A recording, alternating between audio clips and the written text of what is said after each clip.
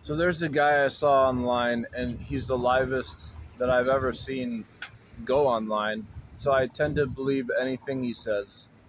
When it comes to what consumerism is, he said that Champion Sportswear is garbage. And so when he goes ahead and he also says that Ford, he wouldn't get paid $1 million to drive one, I tend to think that they're garbage, dumpster fire. But with what a sports car is, Ford has to provide Mustangs.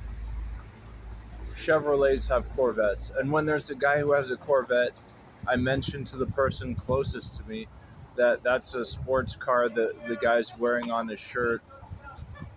And then she said, my dad owns a Subaru car distro.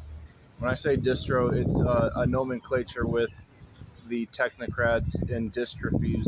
They call upon, and calling is another nomenclature. They call upon distros. The heavy hitters are Red Hat, and I was so surprised that the Pentagon uses Amazon server. The difference between servers and distros, if you're a technocrat, you know exactly what that means, but it's no different than what these car salesmen, if you have your own, you're only one of so many distros that are car manufacturers. She said her dad owns one of Subaru's, and I was saying Subaru, if they've got sports cars, it's not even up there. And she said, well, I've not for nothing got one, and it's a Subaru. So I'm hard pressed if Ford can't make the cut that Subaru's up in the running.